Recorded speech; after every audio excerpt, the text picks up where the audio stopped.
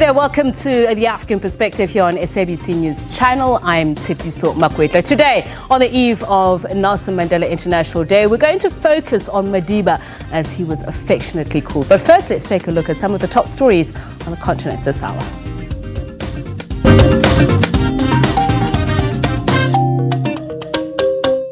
So African governments are still struggling to prioritize investments in research and development, making the continent's global burden of diseases too heavy to bear. That's what experts meeting in Dakar for a scientific conference in Senegal aimed at increasing the number of researchers in Africa are saying. Now they want the private sector in the continent to chip in and African governments to provide incentives to companies that fund research and development. Sarah Kimani reports. Foreign funding still plays a critical role in research and development in Africa, and majority of countries are still short of their commitment to invest 1% of their GDP to this sector. The ripple effect, the continent loses at least 20,000 professionals to high-income countries where there is available funds for research and development, according to the United Nations Education and Science Agency, UNESCO. The scientific conference brought together the first group of scientists trained under the first sub-Saharan-wide coordinated program to support African-led research. So clearly, we have been able to bring in a Nobel laureate. We've been able to bring in Africans who are working in the diaspora, who are doing research at the highest level. And of course, we've been able to bring in the students. And the fact that they've been interacting amongst themselves, it means that it promotes what we want to see, intra-Africa collaboration. Delta's Africa is also working with the African Union through its development agency, NEPAD, and African universities. For the first 1,500 researchers, priority is on diseases that most affect the continent. We want the African governments to bring in funding just to pledge some little amount of money, and we can be able to add to that using money that we get from our partners. But what is important is that the research questions that would be addressed by researchers would be relevant to the situation on the ground. The results, promising. There has been a very good outcome relating to HIV testing from one of our Delta's program. And they have been able to come up with a method that they can use to test for HIV, which is much cheaper than the conventional method. Focus will now shift to translating these results into policy, key in changing Africa's health demographics. Over a period of 5 years, the program hopes to have at least 1,500 researchers in the pipeline. Sarah Kimani, SABC News, in Dakar, Senegal. And back to the tip of the continent, the Basotho King, His Majesty King Letsie III, today celebrated his 56th birthday in the district of Gauteng in northern districts of Lesotho. The predominantly Xhosa, Baphuti and Basotho in these areas are spreading further into the Eastern Cape, form a very rich cultural mix. Today they've come far and wide to wish their king a happy birthday. A calabash of rich heritage. They have all come to wish their king a happy birthday. Happy birthday! 3 cheers to His Majesty. Hip hip! Hooray! Hip hip! Hooray! From the talented traditional dancers to the contemporary moves and rhythms, as some wait in anticipation to have a glimpse of their majesties from a closer proximity. The northern districts of Gauteng, Gqeberha and parts of Eastern Cape come from a diverse cultural groupings, but all pledge allegiance to the king. Gqeberha and Gauteng, as you can hear from the cliques that are in these names, they are indeed a calabash, as you say, of cultures. Yes, from the original inhabitants, the Khoisan, who gave us the cliques, to the present day inhabitants of these districts. You will find Basotho, you will find Amaxhosa, you will find Baphuti, and Lematebele, watseba ate. The northern districts of Gauteng, Gqeberha and parts of Eastern Cape come from a diverse cultural groupings. We're from France. It was really awesome, exceptional. Yes. We never see that before, really. People of Lesotho is very proud of their king, and it's very funny. It's amazing. It's our first time to attend His Majesty's birthday. And I wish the King many, many more years. As others prepare to expand the common heritage, they have come to see how it's done. In September, we'll be celebrating the whole Basotho Pride at Orlando Stadium. The King will be with us, and I'm excited. The King turns 56 today, and his birthday celebration circulates from district to district each year. This is in an effort to bring the royal family closer to its people. Rapelang Khatebe, SABC News, Gauteng, Lesotho.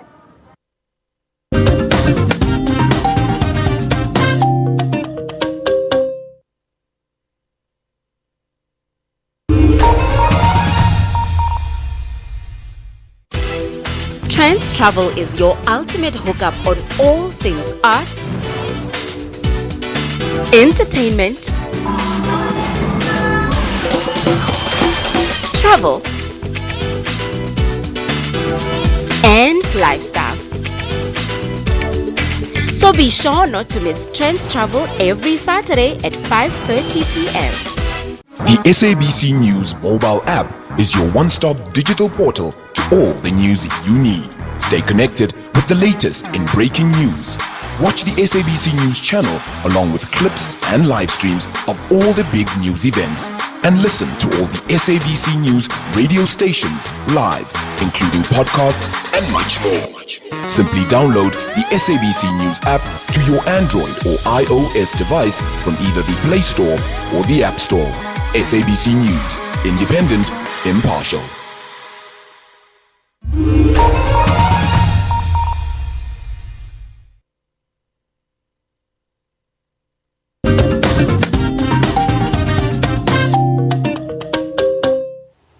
And welcome back here on African Perspective. Nelson Mandela is a name mentioned with frequent regularity in the halls of the United Nations, not just in tribute to his life's work fighting for non-racialism, equality and dignity for all South Africans, but also in order to keep the legacy of the global statesman alive. It's been almost a decade since the United Nations General Assembly adopted a resolution establishing Nelson Mandela International Day in November of 2009, following an iconic 46664 concert on Madiba's birthday, and a few months earlier in July of the same year. We're now joined by our correspondent in the United States, Sherwin Bryce Peace, to reflect on this annual tribute in honor of a man who touched so many lives in an era where the world increasingly needs to follow his example at least 67 minutes at a time. Isn't it, Sherwin? A very good evening to you. Yeah, hopefully that 67 minutes can really inspire some of the members that sit around that Security Council, that's SABC, as they grapple with some of the intractable conflicts and issues facing the world today. Certainly a tough task, and I imagine that the legacy and inspiration of Nelson Mandela might very much influence their ability to solve problems around that table moving forward. And as you say, Sherwin, that 67 minutes, sometimes too short, sometimes too long. So how are they going to spend it tomorrow on Nelson Mandela International Day? A little longer than just 67 minutes, as is the tradition here at the United Nations. There's an official event that is presided over by the President of the General Assembly. In this iteration, Maria Fernanda Espinosa Garces will preside. The Secretary General will give a speech, Antonio Guterres, who has said some very fond things about his interactions, having met Madiba as a former Prime Minister of Portugal. He will reflect on the need for Mandela's example, certainly to influence the dealings of this organization, whether you're talking about women's rights, equality, access to healthcare. You know, Madiba was very outspoken in his later years in terms of the access to antiretroviral drugs and his work on HIV and AIDS. And then Gay McDougall. Gay McDougall will be one of the keynote speakers. She's currently the vice chair of the UN Committee on the Elimination of All Forms of Discrimination, SABC. But she'll be better known to South Africans as the brown black lady standing alongside Nelson Mandela when he cast that vote in 1994 in an election that elected him as the first democratically black president of the Republic of South Africa. So Gay McDoodle has a long history with South Africa, a long relationship with South Africa in 1994 as an election observer. So it will be very interesting to hear what she has to say. And then Philip Thompson. Philip Thompson is one of the deputy mayors of New York, but was part of the committee that hosted Nelson Mandela when he was released from prison in 1990. Remember that first trip he took abroad to the United States? There was a ticker tape parade. He stayed at the home of then Mayor David Dinkins. Philip Thompson was part of that organizing committee, so he has a real great deal of insight. And then from the South African government, the current tourism minister is attending a high-level political forum on the SDGs. Minister Kubai Ngubane will present the South African government statement, and then the regional groups will participate. So we're looking at an event for about an hour and a half tomorrow, and my understanding is that SABC News will be covering that event live. Quick and final one, Sherwin, what will you be doing with your 67 minutes?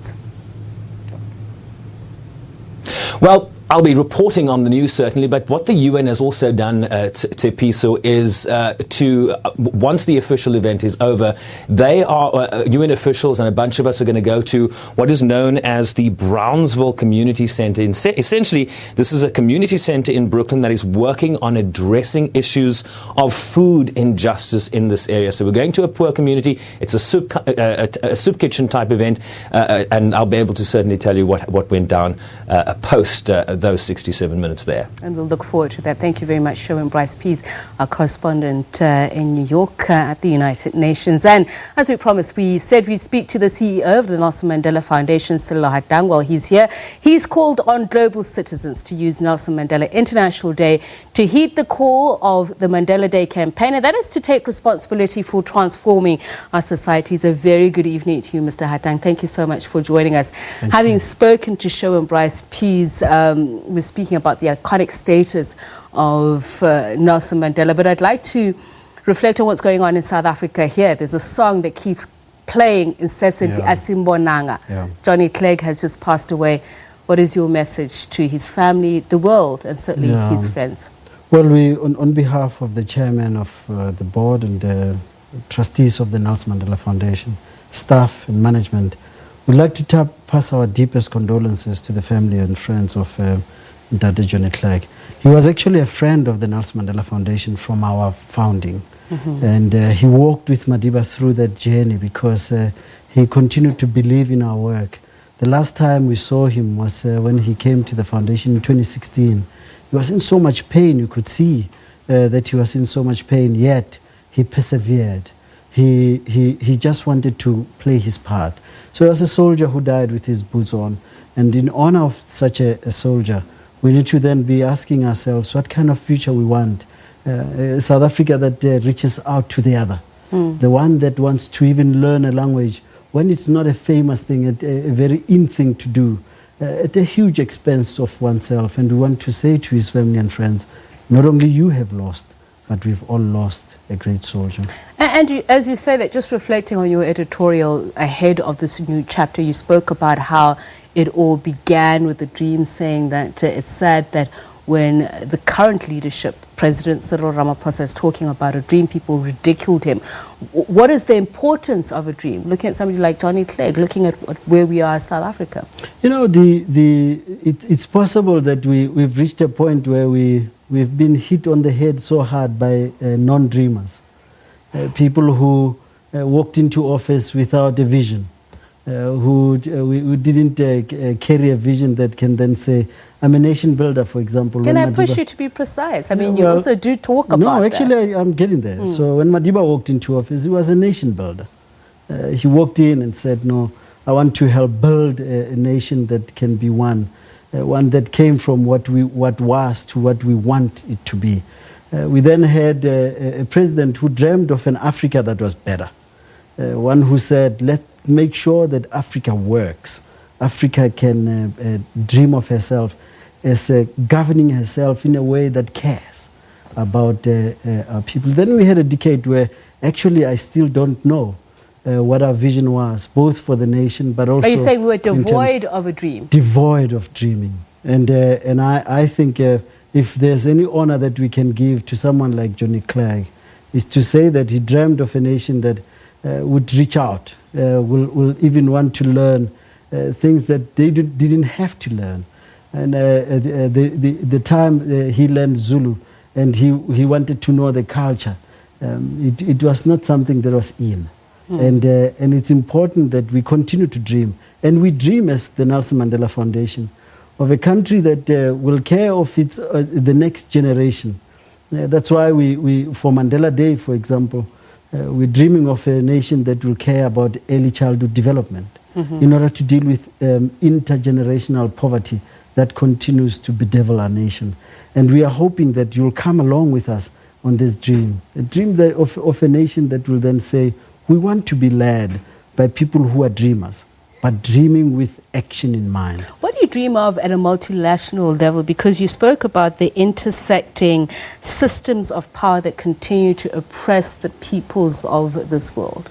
You know, one of the things that we should be emphasizing is how systems of power, whether through IMF and all these institutions, international bodies, continue to push policies that do not necessarily progress people. And yesterday or a couple of days ago, there was a report about the lack of food. And I don't want to rattle out statistics lest I get them wrong. I know your viewers, they tend to be very rough about getting things wrong. So statistics that suggested that over half of the people of the world lack food.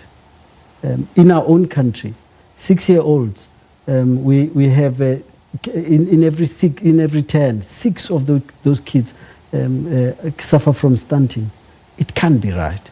For a country that wants to be changing the way it sees itself, dreaming of a country that says, as we embrace these little ones, we must embrace them with the future in mind. And in that very newsletter, I reflected on a child when I went to Eswatini with the Kutlase family. And this child, we picked him up along the way. He was walking an hour and a half to school in the cold winter morning. And he threw away his wire meshed car, threw it on the side of the road. So I asked him, aren't you afraid they're going to steal it? He said, no, I'll find it there.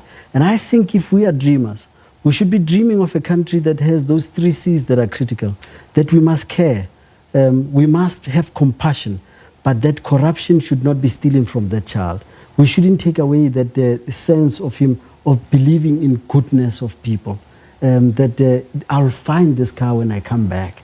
And if he could walk for an hour and a half to get to school without tiring in that cold winter morning, we shouldn't tire to build that country. So what does it take to build a country like South Africa? We've seen various commissions of inquiry which have had rather alarming details coming out of it, allegations and revelations. How do South Africans then take responsibility for where we are as a nation? You know, Madiba said, and I like quoting this because it puts responsibility back in our hands. He said, every morning when we wake up, we should then be asking ourselves, what am I doing to help build country of my dreams? It's about your dream. It's about you taking responsibility for that country. Not to do what we did to Madiba, and we do it to President Cyril Ramaphosa. Where which is what? Big man syndrome. He's our Jehovah. He's our savior. He's the guy who's going to take us from where we were to where we want to be. And then when they fail, of course, Madiba had 5 years. And we don't know how long President Ramaphosa will have. When they fail to do that, to take us to that world, we then call them names, sell out. They actually didn't deliver what we thought we should, instead of us taking responsibility for that country. So what does it take? It takes good leadership. That we must be leaders in every quarter where we are. It doesn't matter where you are stationed. I was speaking to kids in Northwest today, going Kopotsetiro school in Northwest. I was saying until such time that teachers take their profession so seriously that they invest in children, because that's what we need to do. It's like planting a tree. It's not for you to be the one who enjoys the shade. It's for those who are still to be born to enjoy that shade. So good leadership, caring in our system, and ensuring that the little that we have, we save for those who are still And while I hear what you're saying, but some of these things are a bit ethereal, because you talk about the practical skills that are needed to carry out these dreams, the practical aspect of it. So we live in one of the world's most unequal societies, which many would see as an unjust world, which, disempowers them to dream fully to the best of their ability. But that's where the problem is, isn't it? That there's a lack of imagination. That's why we can keep going back to 1994. Whenever we hit a problem, we go back to 1994. Why not go back to 2004? Why not go back to 2012 and say, where was the misstep? We lack imagination to do differently. And for us to deal with poverty and inequality, we shouldn't do more. We should do differently. And our perspective on everything that we do should be about how do we ensure that the one who wakes up in the morning and goes to work, they then do their bit, play their part to change South Africa for the better. All right, so you're talking to South Africans, you're talking to the world, you're talking to Africans specifically as well. How do you say in your dream for early childhood development, where there are lack of resources such as sanitation or education or health facilities, what should we do to be able to make those dreams come alive? Borrowing from Madiba and what he would have done or wanted, putting children first, for instance. For us, we believe that it starts with us not relying on one source to solve the problem. Government can do it alone. That's why a few weeks ago, we went to Limpopo. We went with Vodacom to Limpopo in order for them to do an early childhood development center. And what happened there, Tepiso, is interesting that when we got there, we found an early childhood development center that was housing 45 children. Of the 45 that were there, to break the walls of that center, 2 men just pushed over the walls. And I'm not exaggerating. We didn't use any graters. They just pushed over the walls. It's a ticking time bomb that is sitting with us. And we then had this center built. But just at the back, as you drive into the center, the stench that came from the pit latrines that were there was just unbelievable. And you then understand why they say children die in those pit latrines. By the time a child falls in there, they've actually passed out from the fumes that come from it. So they then rehabilitated that land. They put water so that they can then have water on the... It's possible. All it needs is political will, corporates to do their bit, but for citizens not to settle for the... Right, so let's talk about your future projects. What are we doing? Let's first start with the lecture, the annual Mandela lecture. Obviously, we've all been waiting for details on that. What is the latest? I was hoping that you wouldn't go there because we haven't yet announced the lecture, and we are hoping to do so in the next few weeks. All I can tell you that the lecture will take place this year. It will take place this year. Okay, so let's talk about your future projects. Who are you working with? I know for on the 18th, you and Habitat, you go out and build houses, give houses to the needy. What else are you doing? Yeah, so we've got a housing program that will run, but also on the issue of food insecurity. We are going to, again, be working with some of our partners, such as Food and Trees for Africa, to continue to provide means for people to continue to have food. And I think until such time that we do those things well, including ECD, we've got our ECD program in there. We're going to continue to build libraries, and tomorrow we won't be unveiling any, but in due course we'll do so. I need to go back, by the way, to the 67 minutes. We've been trying to change the lingo, as you know, to say it shouldn't be about 67 minutes, but try and make every day a Mandela Day. Take the whole day. All right, so just finally, what are you doing tomorrow? Tomorrow I'll be helping build a house. It's not a tender house. There will be someone who will show me what to do. And it's not for 67 minutes? It's not for 67 minutes. Okay, thank you very much, Sello Hadlan, CEO of the Nelson Mandela Foundation. Well, that's how we come to the end of this Wednesday's edition of The African Perspective. Thank you so much for joining us. We play out with a song by Johnny Clegg in honor of his life and service. Goodbye.